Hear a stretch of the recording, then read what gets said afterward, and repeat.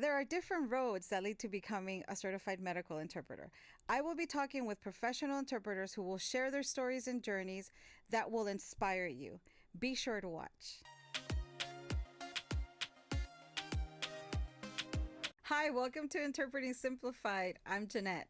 Today we have a very special guest with us. We have one of my friends and colleagues who's going to share her story about how she became a certified medical interpreter. So please help me in welcoming Carla so we can get started and find out how she got here. Hi, Carla. Hi, Jeanette. Thank you for being here. Well, thank you for having me in this amazing project of yours. Thank you. We're just going to get right to it, Carlita. Can you tell us how you became a certified medical interpreter? Yes, of course. Okay, so I started working in a hospital setting, not as an interpreter. And my organization had a interpreting department. So I was so interested. I have been interpreting my whole life, basically, for family, as most parents. of us have. Yeah. Yes, I worked in the legal field, like in a law office, and I had to interpret all the time. So I had some knowledge, but no medical interpreting experience. And I applied. There was some positions available. I applied. I had to do a written exam, then an oral, but within my organization, and I passed. So I got the interview, and that amazing manager took a shot at me. She gave me the opportunity, and I think they saw my passion. I really wanted to get into this field. I loved it. I would see the interpreters in the organization, and I was like, oh, I want to be one of them. And so, they gave me the opportunity, and the learning curve was huge with the terminology and the techniques. But I had amazing colleagues that were willing to teach me. And I think they also saw the drive that I had. I mean, anybody who knows you can see the passion. And after all these years, you still have it. How long have you been doing this? 22 years. Yeah. And, because you learn something new every day.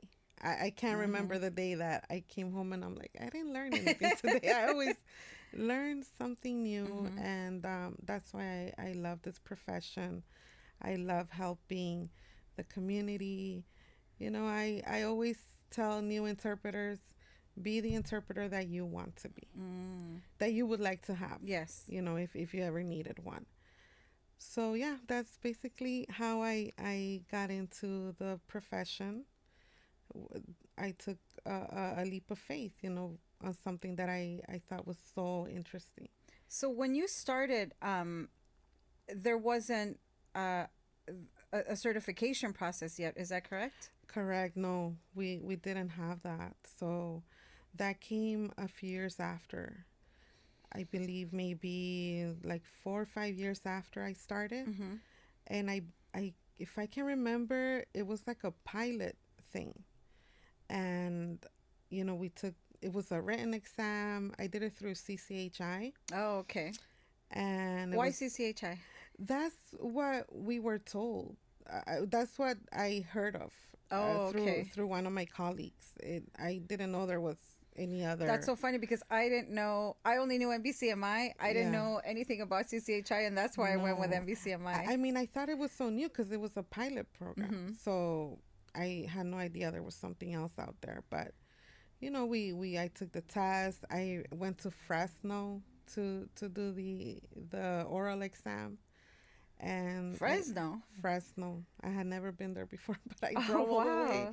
And then I passed and I became certified through them. I think maybe for 15 years now, if I'm not mistaken. Did you have to do a 40-hour course even back then? I didn't have to, but remember, I started, I knew nothing of what being an interpreter entailed. Like, all the techniques we learn and how to advocate in all our different roles, because it's not just, interpreting from one language to another. So I heard that their LA Healthcare was having a 40-hour program. I think it was free. So, our department was pretty supportive. They allowed us, we did it with two other colleagues. They would allow us to leave early to attend the classes. And so I did it through there. But when I applied for the CCHI, all my interpreting hours counted. So I didn't really need that 40-hour. Oh. I did it for my own learning and Okay, so you advancement. still took it, the 40-hour Yeah, course. yeah, but way before the CCHI test. Oh, I Yeah, way see. But it before. wasn't a requirement back then. No, Oh, okay. not to work where I was working. No, for the Oh, for certification. the certification, yes, but because I had so many hours from my job interpreting, I didn't need like a 40-hour course. I needed Oh, 40 okay. hours of experience. Mm-hmm. Oh, So, wow. yeah, Okay. I believe that's the way it was. I mean, it's Um, such a long time ago, I but think it's different now, but yeah. yeah. And so how so because you already had the job as an interpreter, you went and got the certification and you Hmm. stayed at the job? Yeah, it's been my only job. Oh, It's okay. where I've worked ever since. I've been there for like 23 years now, I believe. But I did Wow. 1 year in a different department. Have you ever worked anywhere like outside, like gone to interpret in other areas on your day off or for Oh, events or anything like yes, I that? have done quite a few events, support groups, educational events. I've done it for my church. I did simultaneous interpreting, but all because I learned at my job. Yes. Just the terminology is different, but yeah, I practiced I did simultaneous interpreting at church too when I first started. I thought it was the coolest thing. it is. And as you know, like any place that you interpret for, like it has its own language. Like medical Mhm. terminology, it's its own language. Spanish medical terminology, it's its own language. Church terminology is its own language. So Correct. that's one of the things, like that I think we all say that we love that we're always learning and there's always Mm-hmm. something new to experience. Yes. Where would you say, and what setting has been like one that you were like, okay, that was too hard, like I wasn't expecting that, that you can remember was a little bit challenging? I would say like medical conferences where we do Mm, simultaneous interpreting. mm-hmm. I mean, we're giving the material that's going to be covered so we can familiarize ourselves, but sometimes the technical terms, medication, names of medications, it's so hard to pronounce them while you're doing it Really simultaneously. fast. So, those are challenging, but also when we're giving new diagnoses Hmm. and, or a patient's not going to make it, those are always really hard, no matter how long I've done it. And how prepared you think you are, right? Those Yes. scenarios Yeah. are difficult. What do you remember a time when maybe it wasn't challenging or bad news, but something that you were like, wow, this is really great. It was good news, and I got to be a part of that. Do you remember an experience like that? I'm Yeah. sure you have plenty. Yes, many, many times. But like one of the most gratifying things was that a support group was started for the Spanish speaking community because I advocated for that.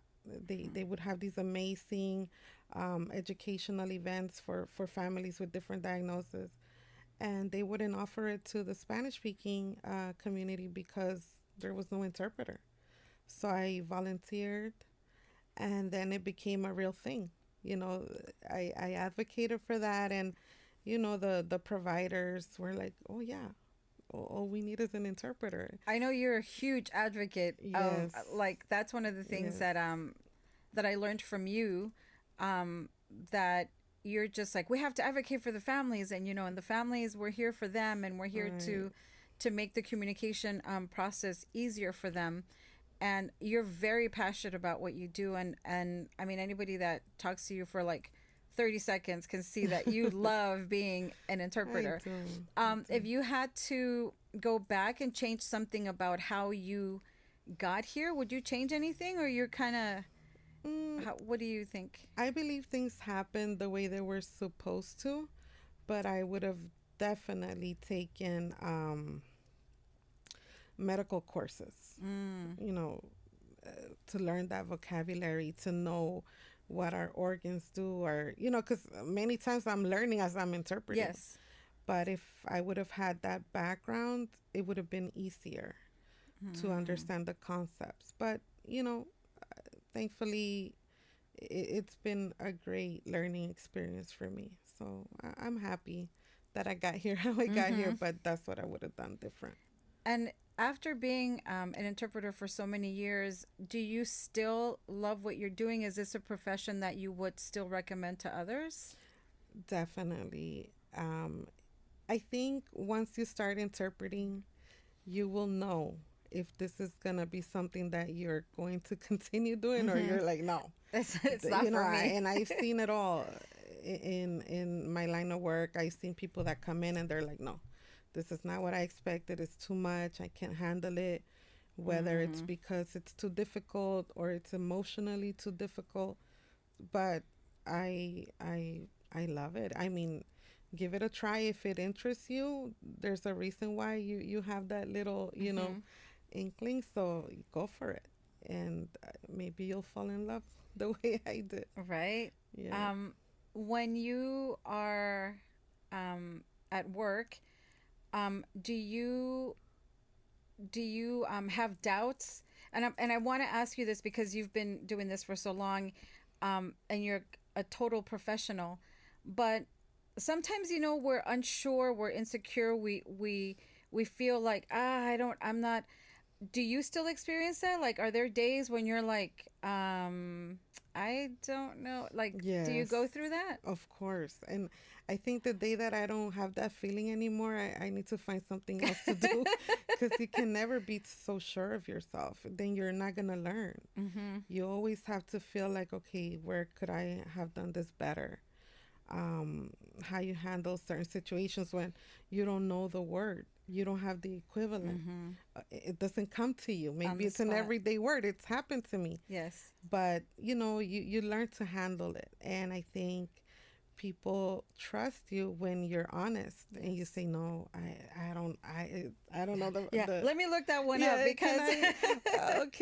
I'll say it in English, but then I'll come back to you with the Spanish word. I Yes. promise you. Yeah. Sometimes I always feel like that sometimes. If I know that there's family members or providers who are bilingual, they're native Spanish speakers, I always get nervous because I know they're going to hang on my every word. Mm-hmm. But, then I forget about that. I shut that out because I want that family to get the information they need. Mm-hmm. That's why I'm there, not Yes. to be criticizing myself at that moment. And So, not to show off. Like, it's not about, how I no, like. And one of the things I like that you said that, we need to be honest, because the key for us is to interpret accurately, correct. not to make stuff up or to wing it. Definitely. That's, something that I think we pride ourselves in, that we're accurate and we're giving the information as it's being said. We're just conveying it in a different language. Yeah. And I just ask that because I want to encourage, I want folks out there to know that it's okay to doubt ourselves and to, but we can still do it. We can still be professional. We can still be accurate. And you're a Hmm. great example of that. Thanks. And so with that, uh, what what would you say if you had a memorable moment in your career, or a couple? It doesn't have to be just one. Whether it's funny or sad or embarrassing, or how, I share with mean, us. there's so many. I'll tell you something that happened this week where when I walked in the doctors had already started with a video interpreter, but I don't know what was going on, the connection or whatever it was. So they got a hold of me. I came in. The mom started crying when she saw me. She said, "I need to understand what they're telling me. It's something so serious." So I'm like, I don't feel like a hero or anything, but I'm like, yes, I'm here. She needs you're me. gonna get this Mm-hmm. information. You're gonna get your information the way you should have it. And so, it's those little gratifying moments that I guess is the drive to keep doing what I'm doing. So, and I think I want to give a little, because I know the story and I want to give a little more background so people can understand. So, they already had an interpreting resource in the room, Mm-hmm. and they had already been struggling to Yes. try to send the message, or speak to the mom. And for Mm-hmm. some reason, the I think is a video remote interpreting Yeah. service wasn't working, or the Yeah. information wasn't being interpreted correctly. And sometimes it's because they can't hear, or whatever the Correct. situation is, but they had really been struggling. And so the mom was struggling to understand, and she was frustrated. And She was. so that's why when you came in, Yeah. she felt like, and I wanted to clarify that, because when you share that with me, it makes me emotional, because when you came in, she basically said, okay, now Mm-hmm. I'm going to Mm-hmm. understand what's being said to me Correct. about my child. Mm-hmm. Yeah. So Yeah. that's it. And it's important to give the context, because I want them to know how valuable it was that Right. you walked in Mm-hmm. there Mm-hmm. in person. Yeah, whoever it was, whoever, whichever interpreter was gonna walk in there, when she saw a human, and she saw that, my badge says interpreter, Mm-hmm. like this, she cried. Oh, She was like, she's like, I need to understand, and so that just made me, like, inside I wanted to cry, but I was like, okay, but okay, you're a mom. professional and you don't cry as easily I as some of don't, us do. I try to hold it in as much as I can because, like I told you, I am always thinking, what type of interpreter would I want? Mm-hmm. Would I want somebody that's going to start crying before they give me the information? you know? I mean, there's plenty of times that when I leave a room, Mm-hmm. bawling by myself. But in there, I'm doing a service. Mm-hmm. So it doesn't mean that I don't feel anything. Sometimes providers cry too, Yes, the medical providers. So, but I try to keep my composure and deliver for them. I know. Yeah. um, Carlita, what would you say is the most rewarding, or one of the most rewarding things about what you do as a certified medical interpreter? That you're making a difference in the health care of that patient, because you're delivering the information in a language they understand. You're that bridge, like we learn, Mm-hmm. that we are in school. But also our role of being an advocate. I I'm so grateful that we have that opportunity, Mm-hmm. because that can really make a difference. Yes. Sometimes families ask a question over and over again, and there's some frustration, and I say, oh, it's because maybe there's a cultural belief. Mm-hmm. And so I see the difference that we make, and that's why it's so rewarding to me to Would see. you do you see yourself changing your profession anytime soon? Not anytime soon, but if I ever have to, I'm so happy that I had the opportunity to do this for so many years. I I would not change that. So yeah, Mm. Thank you so much you're for welcome. doing this. I chose the colleagues that I respect. You're an amazing woman, and you're such a professional, and you're a great example to a lot of us interpreters, medical interpreters, when we're starting out, because you were one of the people that precepted me, that trained me, and I learned so much from Oh, you. thank you. And a lot of the stuff that you taught me, I still carry with me, and I'm not going to get emotional because we're here to share. But Yeah. I really admire you, and I think you're an amazing human being, a great interpreter, a Thank total you. professional, and I'm proud to call you a colleague and be in the same field that you are. Oh, So thank you. thank you for Well, being here. the feeling is mutual, and I am so proud of what you're doing. You're taking a profession a step further. you are encouraging those people who are interested in becoming interpreters. And I think that's just so awesome to see your passion, your drive, your, involving us in this. I'm very proud of you. I think because I put myself in the position where when we want to do something, but we don't have access to the answers, we have access to information, but not the answers. Right. And you being a 22-year experienced professional certified medical interpreter can really help bring some of those answers that people are looking for. So I love you so much. Thank you Me for being too. here. And Thank you, Jeanette. we'll be in touch. We will. Hope you enjoyed today's conversation. Don't forget to hit like and subscribe and come back for more videos. And remember, if I can do this, anybody can do this.